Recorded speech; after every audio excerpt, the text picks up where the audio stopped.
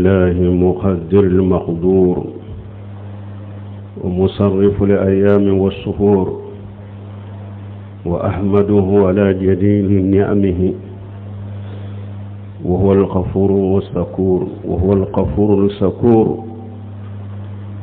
وأشهد أن لا إله إلا الله وحده لا شريك له، له الملك وله الحمد وهو على كل شيء قدير. وأشهد أن محمدا عبده ورسوله،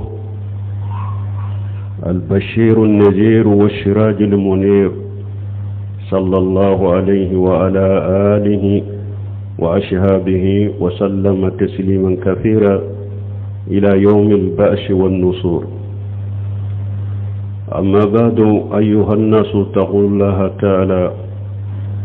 وتفكروا في سرية مرور الأيام والأعيال، وتذكروا بذلك قرب انتقالكم من هذه الدنيا، فتجودوا بصالح الأعمال. حل بكم شهر رمضان المبارك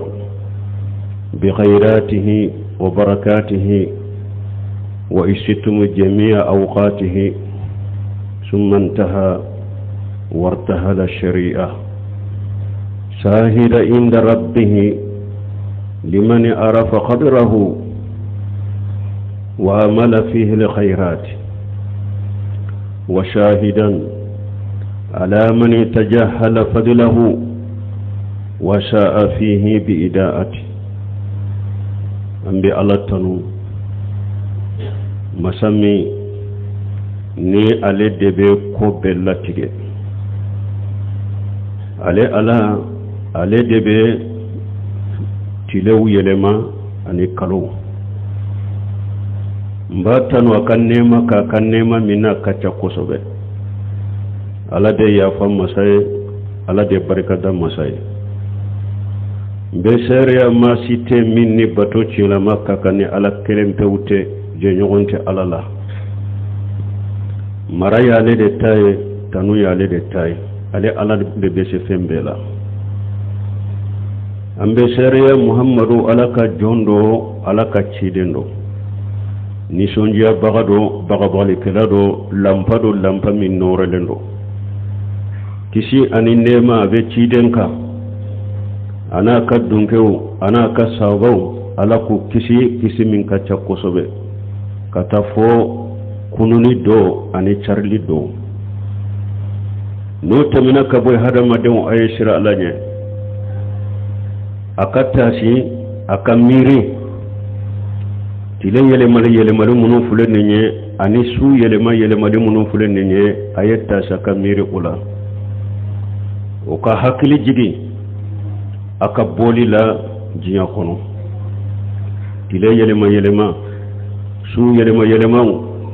ukake sababu ye kamiri kautasi abodona ni jiya kono. Akasure fanata ni bara nyuma uye. Sungalo tunjigina auka, anaka hera, anaka barika, aye sungalo tilebe, aya benyanamaya, aya ka wakati ube, abbe ya usoro ni nyanamaya kono, ala ya utema akwa. Sungalo fuleka ba, awulila kata keleyala. Sungalo abeta shere yake atigi alafe. Mogo minye sungalo ni ya Valeri do. Mogo minye sungalo ye hera ke sungalo la. Sungalo beta shere yake atigi alafe. Sungalo beta shere yake mogo kafana. Mogo minye ayere fili. Sungalo fasamantiyama. Ani mogo minye ayere labila. Kabara jugu ke sungalo kononala. Sungalo beta shere ya eka. Ibadallahi. Hasibu anfusakum qabla an tuhasabu. Alaka jo aya yire koloshi aka yire jate bo sani alaka taw koloshi. Sungalo fule kateme mogo kelen ki yire jate bo. Na ya soro sungalo konuna la hera ko de ke kabato de ke ikala tanoka ika dumaka ika komunu be nyashima ika dume bato inka ika sabati ni mogo min na ya soro sungalo la e faratula bara jugu de kera munu wajibire ka o make tubi kata alama waqimi salata tarifay an-nahar wa julafa min al-layl inna lihasanat yujhibuna shay'ati zalika dhikra lijakirina ni mogo min soro lay faratula sungalo kono tubi kata alama ala ko ika sallinati tilekere ken fula inna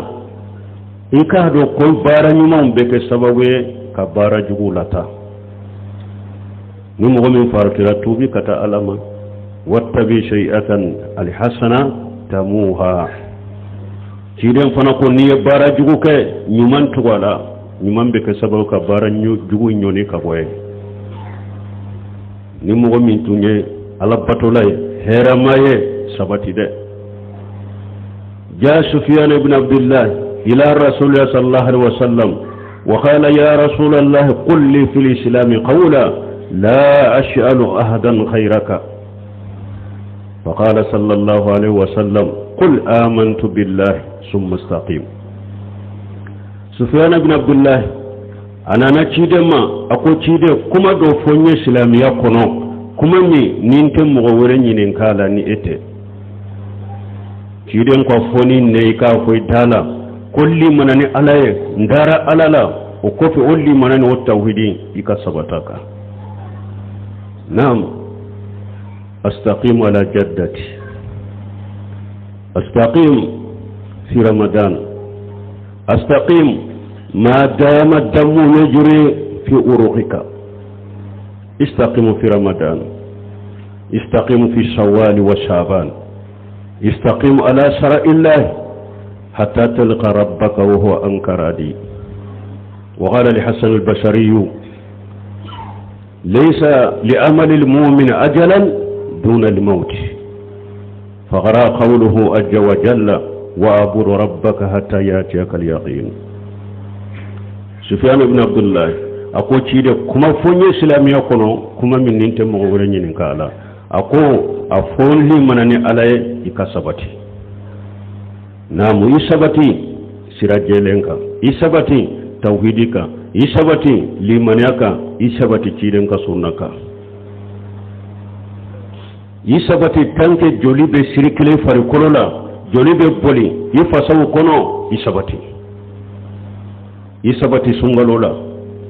isabati salincini kalola isabati sabanila isabati alaka sariyaka fodon min nibi tiga alakumbe nyogonya nya jenen bi koro ay sabati ali hasan al-basri ko akud dante mu'mini dan yorote mumini ka barala ni sayate ay alaka ayakala wa budu rabbaka hatta yatiyaka al-yaqin itigi alabatore fo sayakana ima dan te mumini ka batola ni sayate ni sarade ikabara sirada yoroma ay sabati alana ibn abbas bolani ibn abbas radiyallahu anhu قال رسول الله صلى الله عليه وسلم لرجل يعيجه وقال اغتنم خمسة قبل الخمس سبابك قبل حرمك وشهتك قبل مرضك وفراغك قبل شغلك وغناءك قبل فقرك وحياتك قبل موتك شهاول الباني في جامع صحيح تشيده عبد الله بن عباس كو دوندولا تشيدن كو تشيدوما abake ka chayin wajo akoko duruke ika ko duru nyeshidi ika fonnan kayake ka korya nyeshidi hada made kamaleu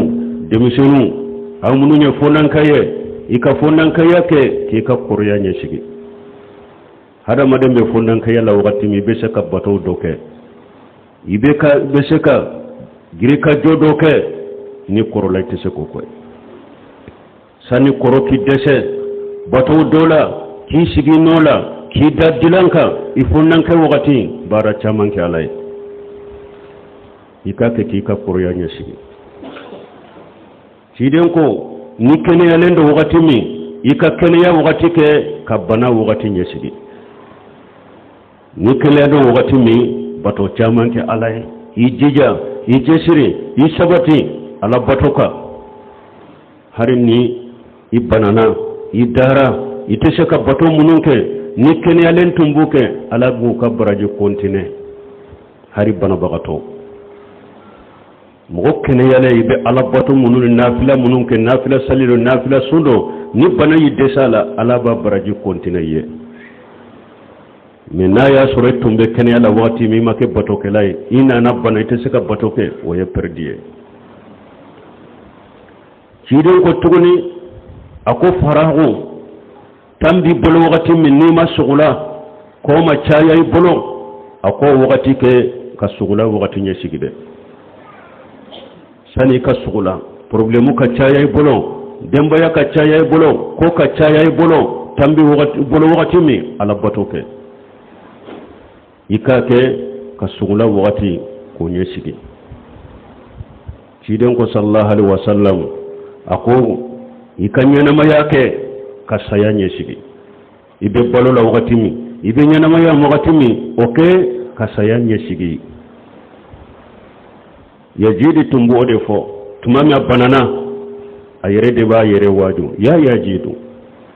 ma jallegi yusalli anka ba'da al-maut ma jallegi yasumu anka ba'da al-maut